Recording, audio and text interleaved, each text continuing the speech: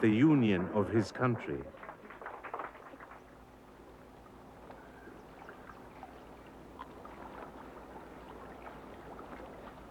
The bridge over the Niger, severed during the fighting, was rebuilt. The reconstruction had begun. Much more significant was trying to repair human relationships.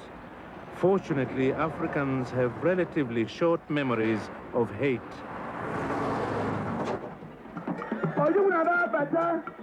13 years after the Civil War, Biafra's former leader, Emeka Ojukwu, was back. His exile in the Ivory Coast was over. A new civilian regime had pardoned him. Ojukwu joined, of all things, the northern-led National Party of Nigeria. But then another military coup sent politicians to prison, and Ojukwu went with them. He paid a higher price for joining a political party than for waging a bloody war. A fine African irony.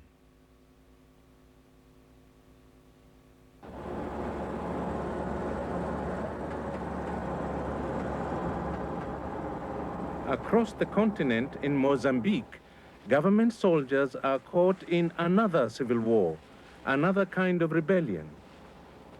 Unlike Biafra, there is no question of creating a separate state. The borders are crucial, but in a different way. Mozambique adjoins South Africa, and it's largely South African support which keeps the rebellion going.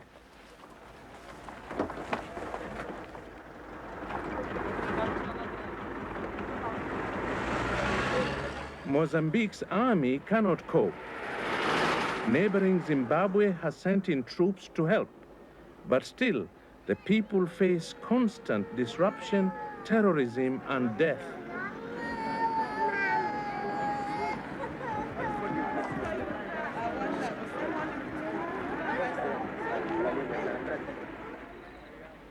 While we were in Mozambique, the country's only match factory was destroyed. The so-called Mozambique National Resistance had struck again. This is the sort of thing which makes Mozambique such a beleaguered country, an economy under siege. One more factory up in smoke, about 1,000 shops, 1,000 schools, over 200 clinics, indeed over 200 villages, and the cost runs into hundreds of millions of dollars. With most resistance movements, there are two ambitions: destroying what is and creating what ought to be, destroying the old social order and creating, hopefully, a better one. But with this particular rebel movement in Mozambique, one isn't quite sure what to make of it. There's clearly a lot of attempts to terrorize the population, undermine the economy, destabilize the government. But there's no evidence of a vision of a new social order, a dream of a new Mozambique, only a long nightmare of sabotage.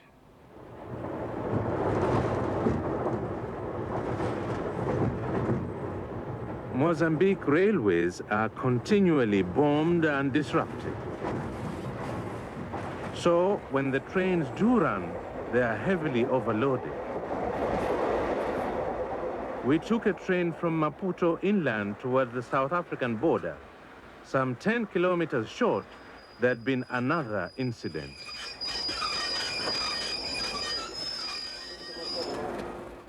A bridge had been blown, an easy target on this single-track line. South Africa and Mozambique signed a non-aggression pact in 1984, but no benefits are visible on the Mozambican side. 2 years later, the government said 1 million people had been unable to plant crops because of the war and faced starvation. Entire communities have fled from their villages. No one knows how many Mozambicans have already been killed or maimed.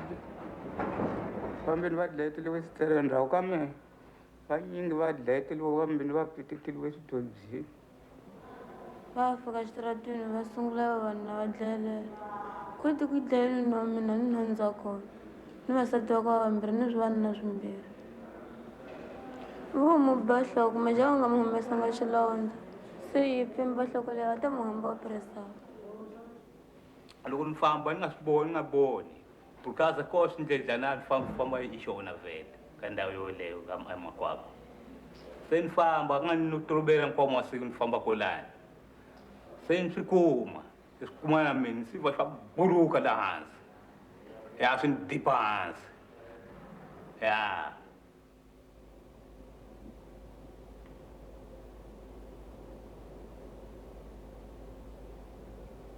The Mozambique national resistance may be rebels without a cause, but certainly not without weapons. Look at this arsenal. It was captured from one of their bases not so long ago, and the range of items of destruction is quite wide. There are rifles from South Africa, other automatic rifles from Belgium, rocket launchers, probably also from South Africa, radio equipment. And look at this ammunition.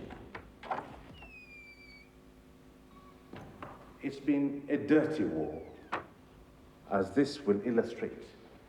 These are toxic shells. When they explode, they inflame your skin, probably damage your eyes, suffocate you, even kill you. But the dirtiest trick of all lies in this little tube here, pernicious to the core. It's intended to poison water supplies for civilian populations. And this particular tube has in fact been used with casualties. It's a major descent into the dirtiest forms of destruction. Mozambique is one of many countries to suffer from the hostile attentions of South Africa. In Swaziland, there's been repeated armed incursion. The whole subcontinent bears similar scars. Lesotho, attacks, blockade, economic sanctions. Botswana, more attacks and a helicopter gunship raid. Zimbabwe, bombings in Harare, the capital. Air Force planes sabotaged. Weapons infiltrated to anti-Mugabe forces. Zambia, attacks by South African planes. Angola, continuous military incursion from Namibia and support for the rebel movement UNITA. In 1975, an armored column almost reached Luanda, the capital. Cabinda, incursion and sabotage raid. South Africa preaches against sanctions, but practices them, and worse, against others.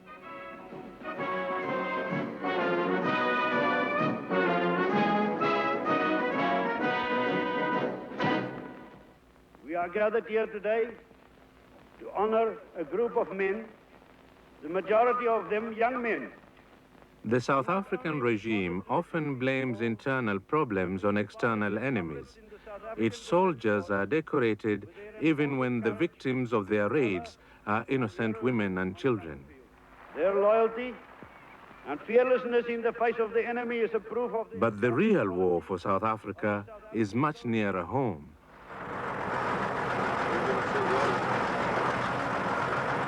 The government has the monopoly of military force, and the conscript white army is now deployed in the black townships, as over 3 decades of Afrikaner nationalist government reaps its rewards.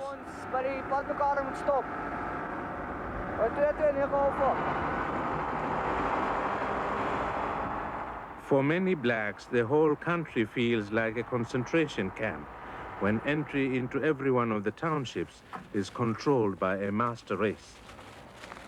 When it suits the military, the black areas can be sealed off to protect white neighborhoods. The Afrikaner government insists that violent protest is the work of agitators, yet the security forces and the violence they employ widen the chasm between rulers and ruled. It's the old story, from Algeria to Kenya to Zimbabwe. but white rulers never could see history staring them in the face.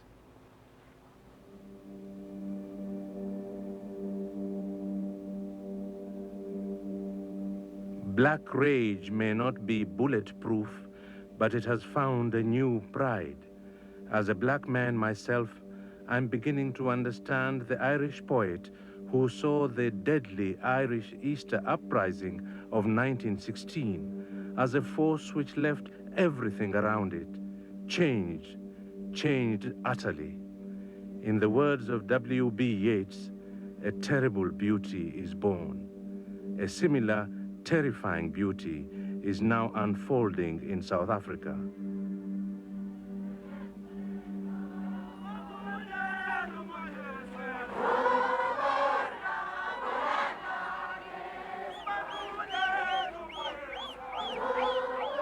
A strange cultural revival is taking place. Many young South Africans are being initiated into the traditions of warriorhood through political struggle in the streets.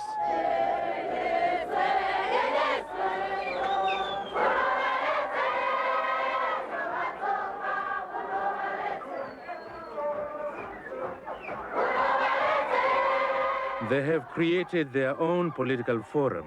It convenes at every funeral. This one is for a township leader, Chief Ampi Maisa, killed by black conservatives, so-called vigilantes. I greet you all in the name of our leaders, particularly those who are in jail. Nelson Mandela, Governor Mbeki, Walter Sisulu, and the others. Amanda! I wanted to put this thing very clearly that, to Maisa's family, that Mr. Maisa, he never died in vain. He shall be avenged. For the blood which have dropped down in our people when they're fighting for their liberation, they shall be recorded and it shall be paid accordingly. Ngoba abamhlophe bafika bazosithathela indawo yethu ngokungafanelekanga. Manje silinde abazobuya ekuhambeni lapho bathathwa bawufaka khona. Sibalindele noma ngingafa kodwa kugcina kubuse. Nelson Mandela! Oliver Tambo! Oliver Tambo!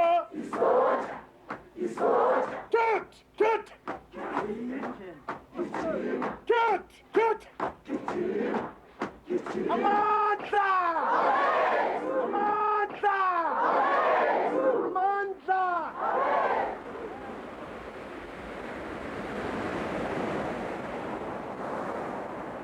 At the Cape, the very southern tip of Africa, a new and yet an ancient force is now adding its weight to the struggle.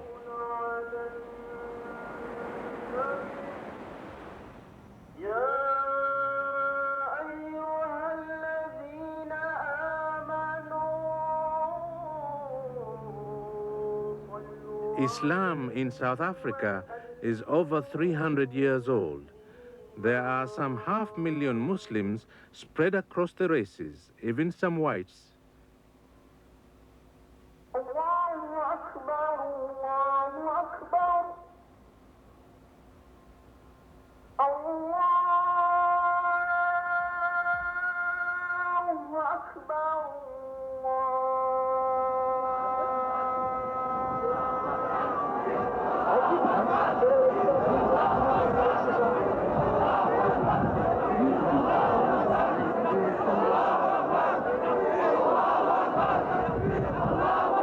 At the Cape, a new militancy erupts at the funeral of a young man shot by the police. And it's a militancy finding regular voice in the mosques. We are saying that the cry of Allahu Akbar is not only the call to Salah, it is not only the means whereby you call other people to the mosque, but it is also the call to battle. It is also the call to jihad. We are unashamedly proclaiming to the world the militancy of Islam. O Prophet, spur the believers on to fight. So then we know that there is a terrorism in South Africa, a terrorism on the part of the regime, a terrorism on the part of people who are dominating our lives in the factories. That is the terrorism in South Africa, not the terrorism on our borders, not all sorts of scaring stories that we hear on our TVs at night. So we are unapologetic about the militancy of Islam. We do not talk about a militant Islam. No, Islam is by itself militant. So we say that this is what we have to offer the people of South Africa. There is only one God. There is one. For the last time. So bind us together, Lord, bind us. Opposition to apartheid has brought about a remarkable marriage, a new ecumenical spirit.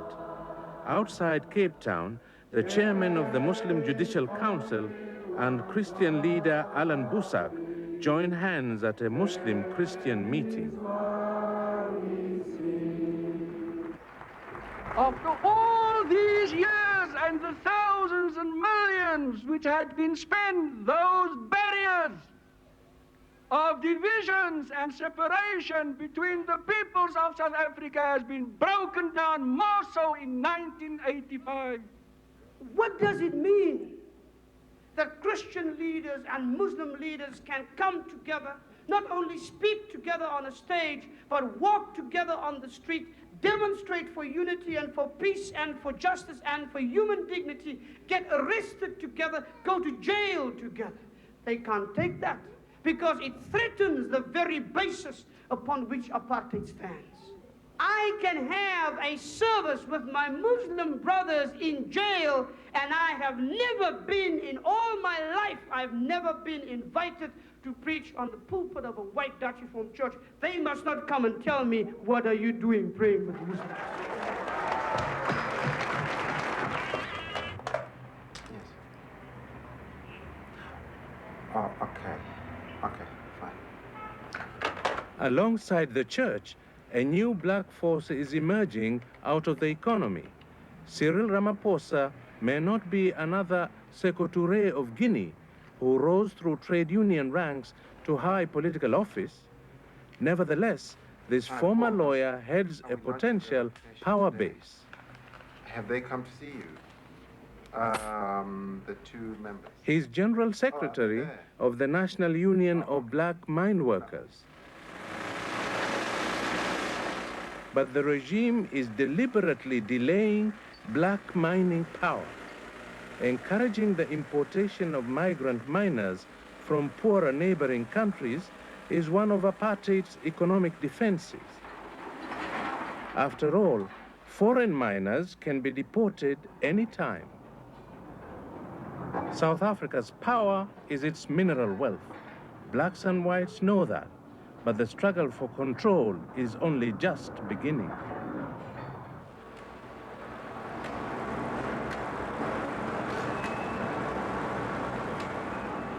If strikes in an underdeveloped country like Ethiopia could set off the revolution which brought down Haile Selassie, strikes in South Africa's more advanced economy could cause even more damage. The government makes sure the unions do not become too powerful. The so-called troublesome leaders are locked up. But if the temple of apartheid is not pulled down by armed men, black industrial workers may do it.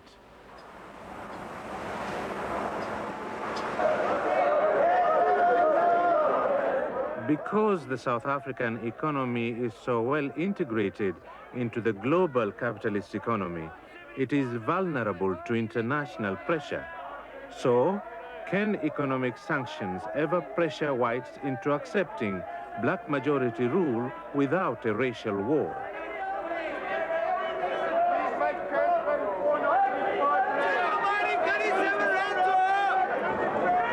Unfortunately, we shall never know the answer to that question, because the West will insist on being half-hearted and lukewarm about the sanctions that could really bite.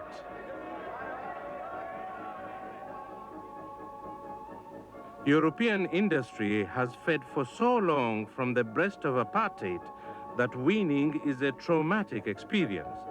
Western investment lines Western pockets and sustains Western jobs.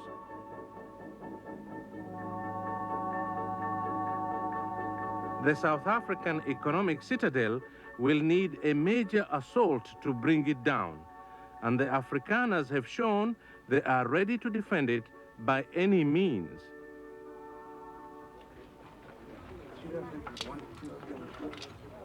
White extremist opinion is hardening, just as it did in every other African liberation war. Those whom the gods wish to destroy, they first make politically mad. While some whites dither over reconciliation, others prepare to shoot it out.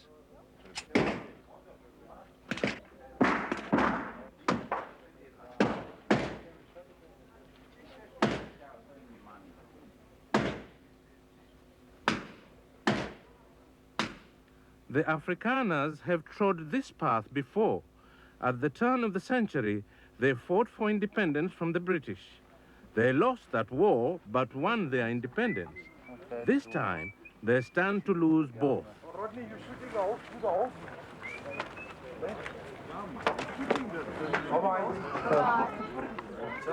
And if there is a model for what is going to happen in South Africa, it may be in the country where we began this story, Algeria.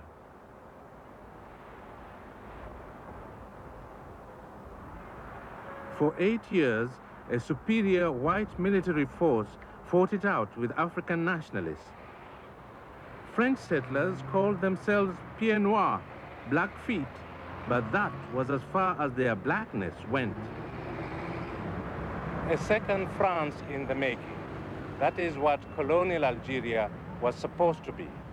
And it was precisely that fiction, that make-believe, which made the whites of Algeria a little worse than the whites of South Africa. You see, the Dutch-speaking whites of South Africa at least have identified themselves with the African continent, though they have not identified themselves with the African people. They call themselves Afrikaners in affinity with the continent. On the other hand, the whites of Algeria identified themselves neither with the African people nor with the African continent. They preferred to see Algeria as part of France. It's precisely that political theater that caused so much tragedy. They were prepared to die in defense of that fiction. They were prepared to kill and be killed.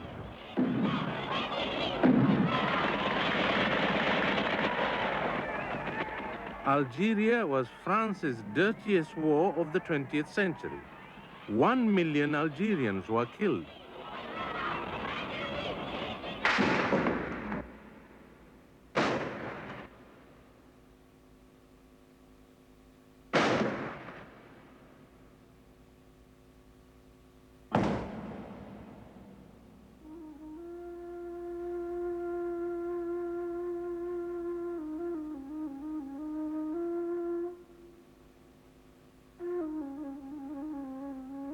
The French had been defeated in a colonial war in Vietnam the very year the Algerian War began. France's mistaken sense of honor insisted they should not be humiliated again.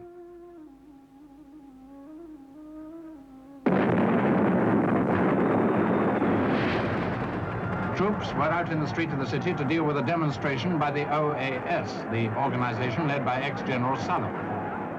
When it became clear that the French were going to lose Algeria, the European settlers erupted into a destructive rage.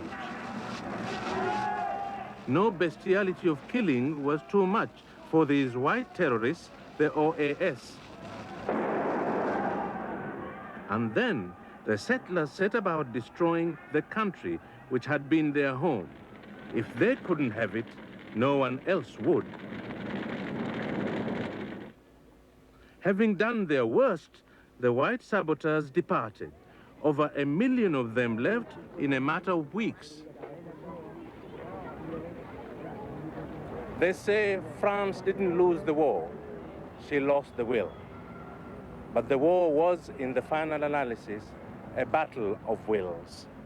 They stared at each other, and in spite of superior power, France faltered.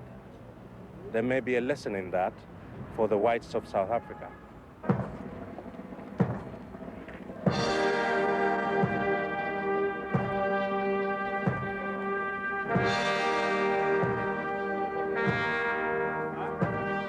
The funeral parade of two Afrikaner policemen. They tried to break up a meeting of 400 black miners, but the magic of their white skin was no longer enough to protect them. The miners turned on them. They say the Afrikaners will fight to the last man, since, unlike the French in Algeria, they have nowhere else to go. Yes, they will fight. In die gemeenskap van die Heilige Gees bly met u almal. Amen. But after the bloodletting, those that want it will find refuge in the West, and the others will stay under black rule.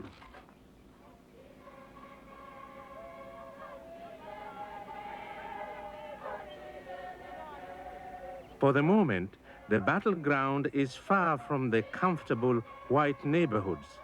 The war is being fought in the black areas of South Africa. The whites can still decide how and where these early skirmishes take place. But no declaration of emergency, no news blackout can disguise what is happening. Africa's last chapter about the end of white rule is now being written, and the pen drips with blood.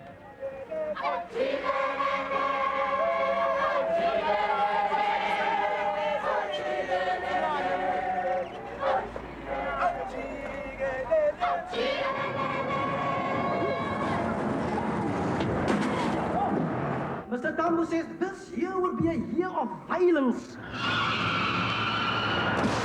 This year, comrades, the keynote is violence, and the slogan is attack. I can't see the reasons for the hysterical situation.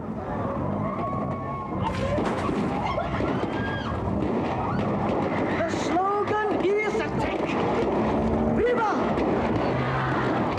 If necessary, we can even take stronger steps than we have taken so far.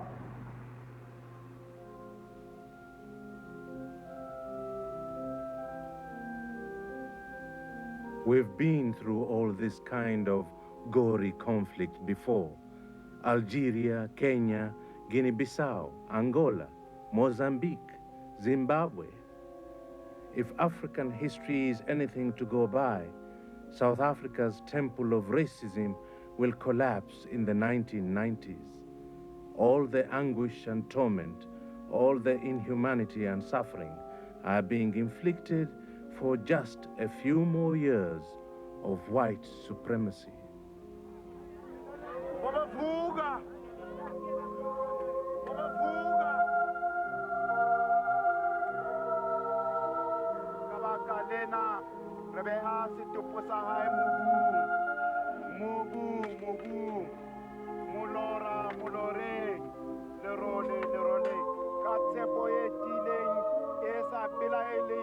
ya ho tswela bophelo bo sa feleng ka Jesu Kriste morena wa rona.